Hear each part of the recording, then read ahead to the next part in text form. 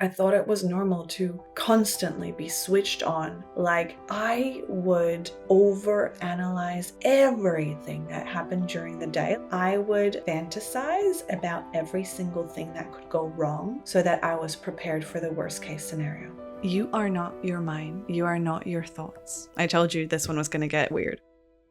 All right, you definitely want to stay with me for this episode. We dive all the way into awareness and your monkey brain, that inner roommate, and we talk about how you can start to cultivate awareness in your life so that you stop being controlled by your thoughts. This is a real beautiful episode. It might stretch you outside of your comfort zone, so put your open-minded hat on and let's dive in.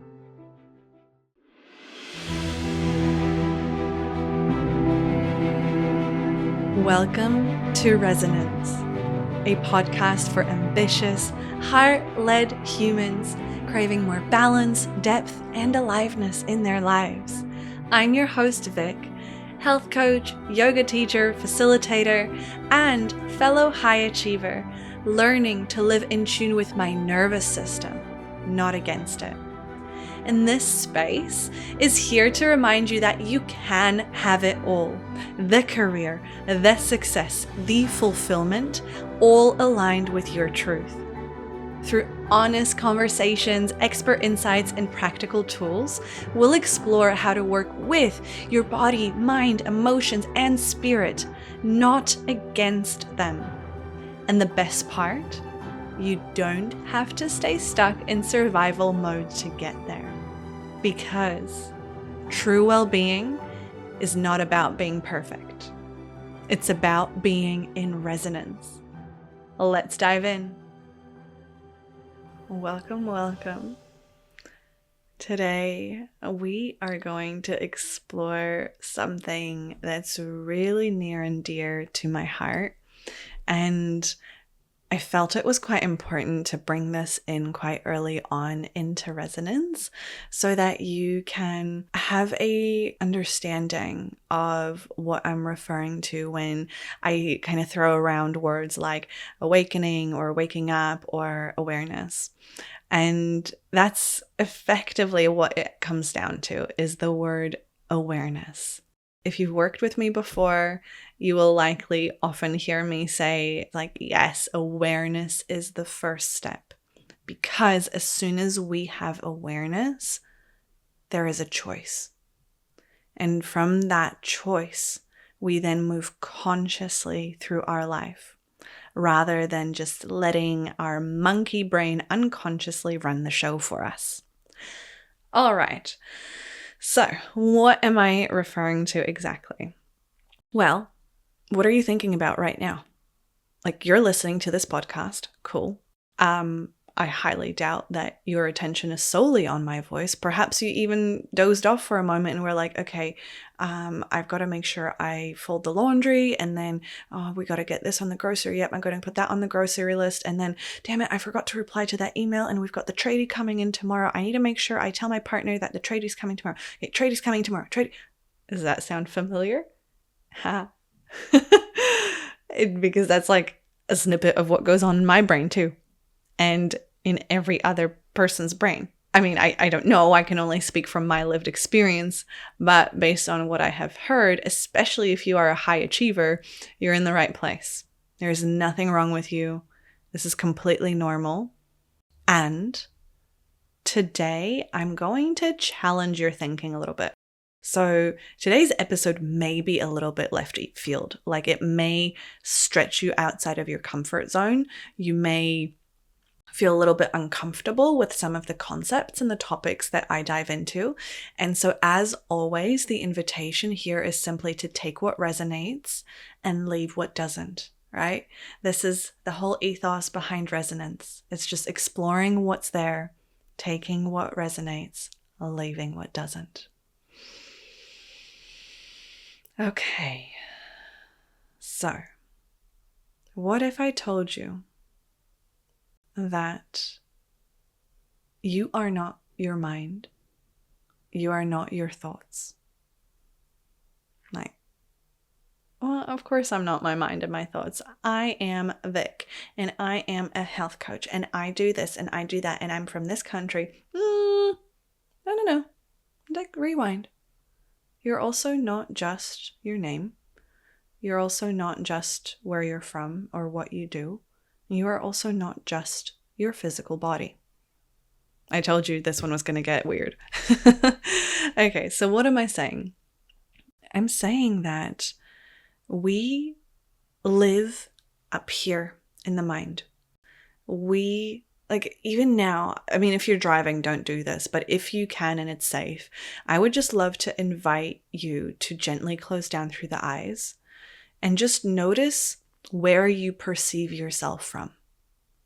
Like, most likely 10 out of 10, it's that you perceive yourself from the head space, right? Like where the eyes are, the brain, kind of this little thinking machine that is a meaning-making machine of ours.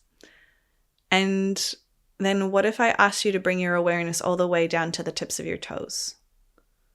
Right? Could you also feel your toes? And then perhaps what if you brought your awareness into your heart space? And just tuned into what life is like from your heart. And this might be a little bit much. I know I'm diving in quite quickly. So if this is a little bit uncomfortable, just only do as much as feels right. But it's likely that there's some kind of emotion in the heart. We see the heart doesn't speak in thought as the mind. The heart speaks in emotion and feeling. And then maybe what if you dropped down your awareness into your belly, into your gut? You see, the gut also speaks to us. You may have heard of this idea of the gut feeling. What's your gut saying right now? Maybe it's saying that it's hungry or that it regrets whatever you overindulged in last night. No judgment. I indulged last night. I loved it. It was delightful. Okay. You can open your eyes if you had them closed. Now, this was just a little exercise to start to stimulate your thinking. Yes, we're back into the thinking mind because that's what helps us contextualize things. And just, really start to get you thinking about the fact that there can be other points of view of your lived experience in this life. And why does that matter when it comes to awareness? Okay. You see, most of us in this day and age move through our life pretty much unconsciously. And we don't realize it because we are just listening to whatever that chitter chatter of the mind is talking about, right? So it's just going on. And I love how Eckhart Tolle puts it. He calls it the inner roommate in his book, The Power of Now, which I'll make sure to link up in the show notes. It was, quite an eye-opener for me. So highly recommend it. And so your brain, your mind is like this inner roommate. So it's living in your headspace rent-free.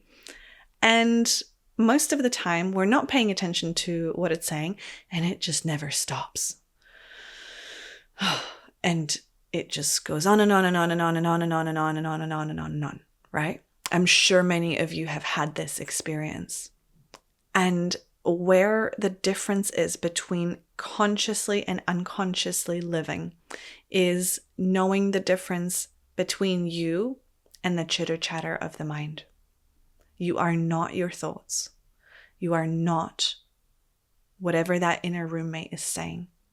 And as soon as you start to distance yourself from that noise, from that conversation, you start to realize that there is more to you. There is more of you. You realize that you are awareness itself. You are aware of the thought. You are not the thought. You are aware that you are thinking about being stressed. You are not stress itself. So why awareness? Why? What does it matter, right? Like, cool, I know, yeah, sure. I know I should be eating better. I have awareness of that. I'm not doing anything about it. Okay. And yet it's a starting point. And as you explore that awareness, you dig a little bit deeper. And you start to ask yourself questions. You are not your thoughts. You are not that voice in your head that is constantly commenting, planning, judging, analyzing the past, or projecting into the future.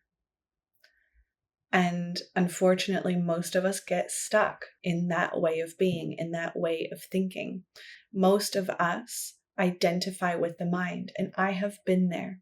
I have been way deep down in monkey mind central. Okay. I was like the vice president of Monkey Town. And I thought it was normal. I thought it was normal to constantly be switched on. Like I would overanalyze everything that happened during the day. Like I would stay up at night just thinking about what was going on. And I thought this was a skill of mine. Like I used to think this was a strength of mine. Whenever anything kind of important was coming up or I was feeling nervous about something, I would fantasize about every single thing that could go wrong so that I was prepared for the worst case scenario. And I genuinely, I kid you not, I thought that was like a superpower of mine, because then it means that I would never be disappointed and I would be well protected because, well, I've already lived through the worst case scenario, so nothing can happen, right? Oh, cute. So naive. Yeah, I used to be so in the monkey mind, and look, most of us are.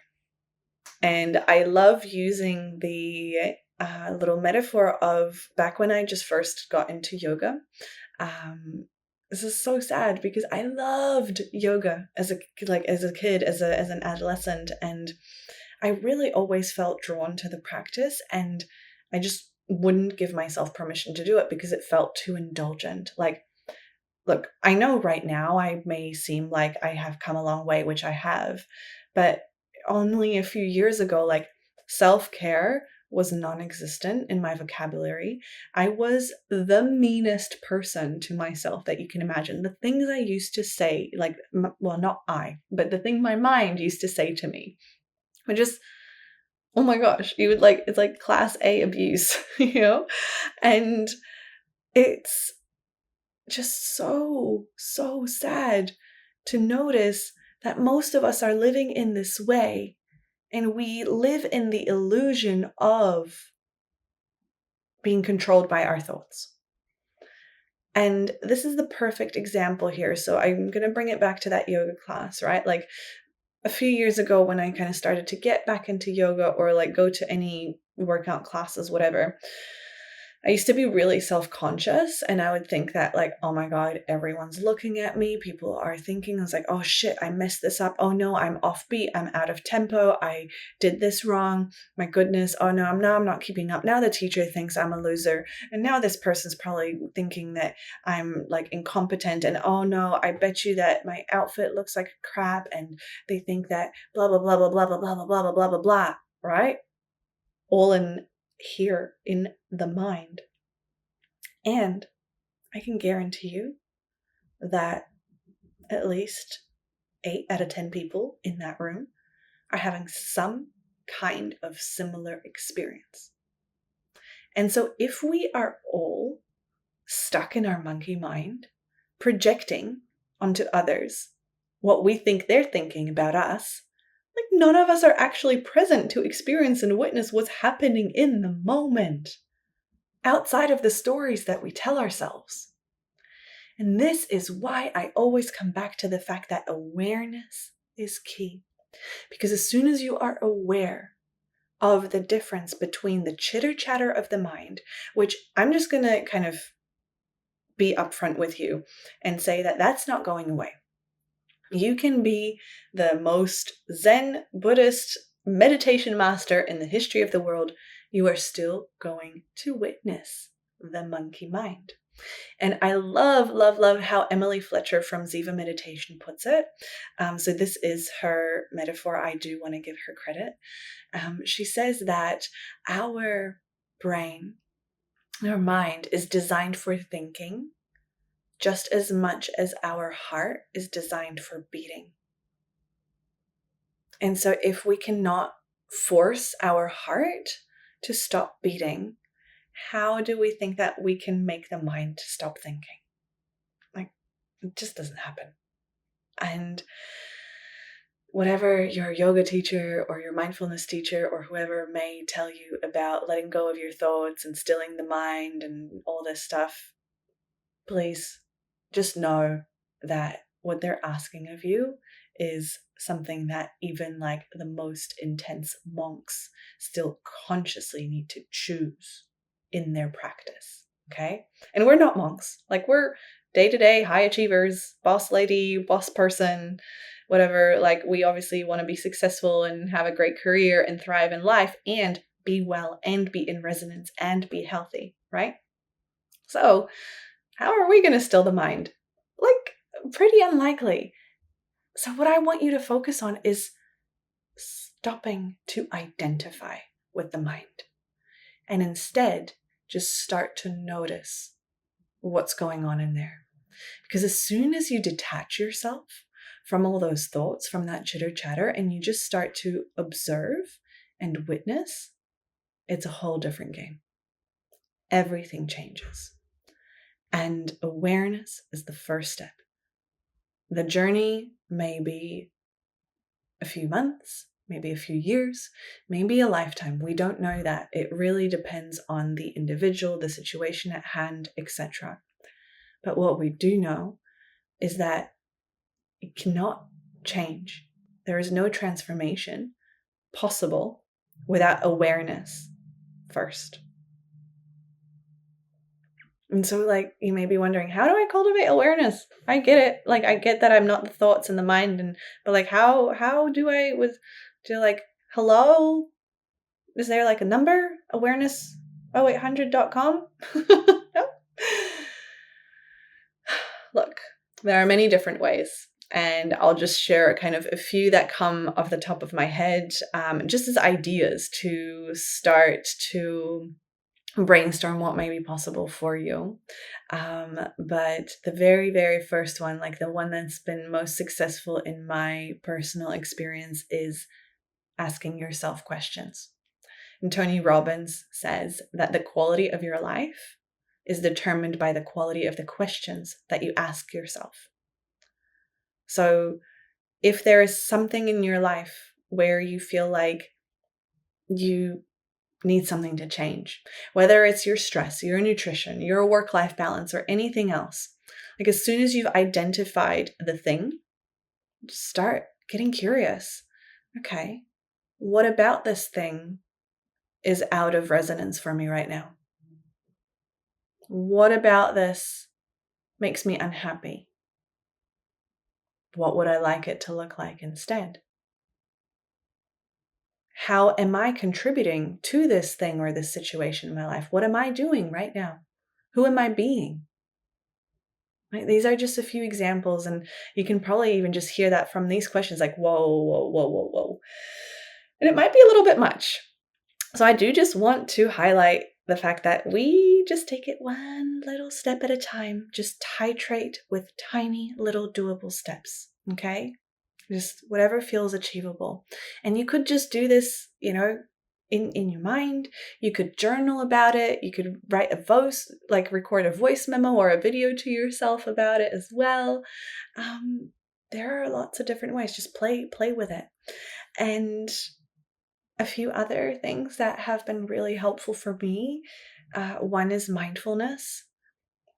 And I know you may be like, oh, I've tried it before. It doesn't work. Not for me. Like, the amount of times I've tried that, and then I've had clients with whom, like, if we work together, you'll know that we start every session with a brief kind of grounding exercise. So a little bit of mindfulness to recenter ourselves.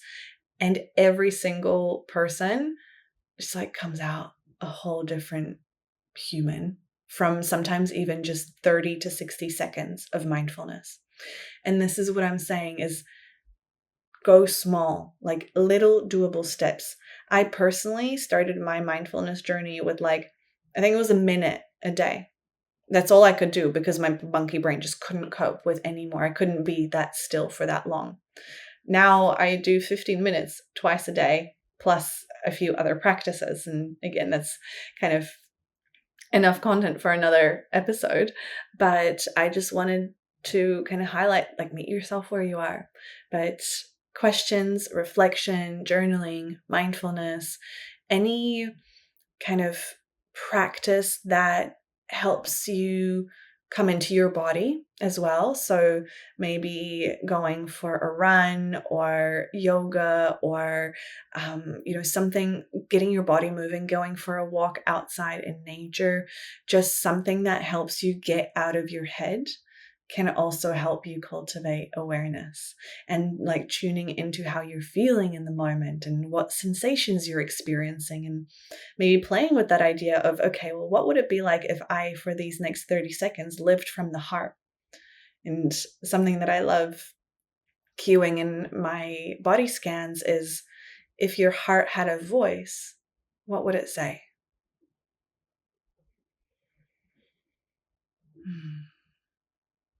And that holds a lot of wisdom inside. So I share this with you because I firstly wanted to distill any myths about, like, what you may hear about awakenings and whatever it is. It's quite it's a term that's thrown around quite a lot in especially the personal development industry. And so I wanted to clarify that, like, when I speak of being awake, aware, conscious, it is awareness. It is that disidentification from the mind, from which then comes choice. Because as soon as you have cultivated that awareness, you can then have a choice. You make a conscious choice of, okay, let's say you identified that you want better work-life balance. Like, that was my experience, right? It's like, okay, this isn't working for me. And I played with that awareness. It was a long process of identifying what was working, what wasn't, what I wanted good to look like, and then came a choice. There were multiple choices, actually. There was a choice when there was a potential opening for a role in Canada, and I stepped back from being a mobile, promotable high achiever.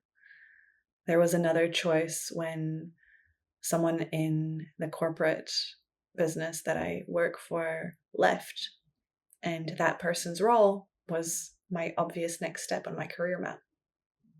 I knew that was the moment I had to make a conscious choice. I either say yes, apply for it, and perpetuate this never-ending cycle, or I do the hard thing and stay in my integrity and my truth and move towards the reality that I want to cultivate. So this is what this work is about. It's about cultivating awareness, so then you can make a conscious choice.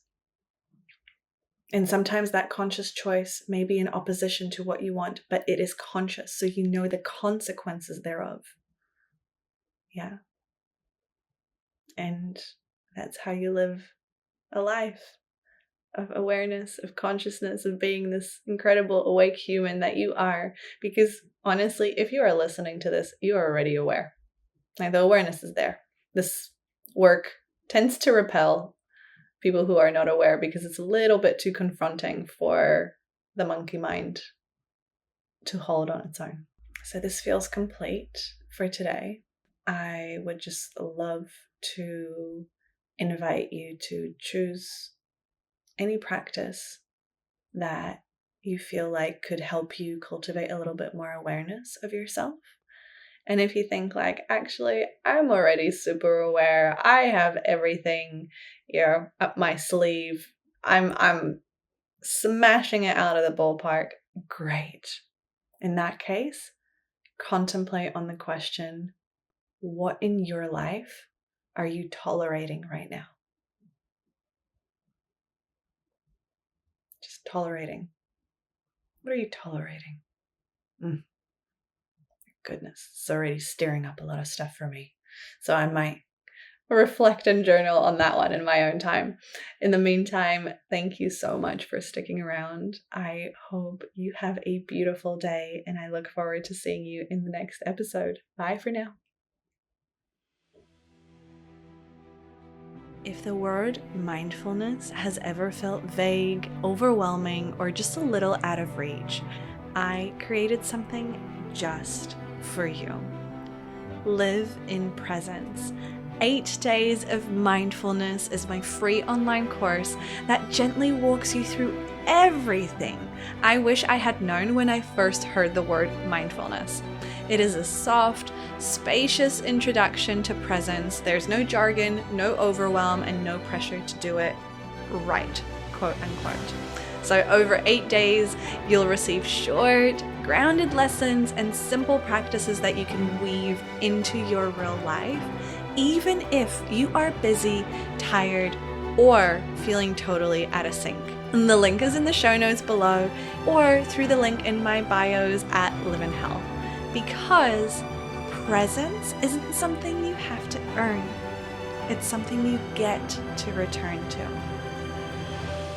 The views and opinions expressed by guests on Resonance are their own and do not necessarily reflect the views of me, Victoria Levenberg, Live in Health, or anyone working within the Live in Health brand. This space welcomes a diversity of ideas, experiences, and stories, and part of Resonance is learning to take what aligns and gently leaving the rest. Also, while I am a national board-certified health and wellness coach and deeply passionate about well-being, this podcast is intended for educational and inspirational purposes only. Resonance does not substitute personalized medical, psychological, or therapeutic advice. Always seek guidance from qualified professionals for any physical, emotional, or mental health concerns.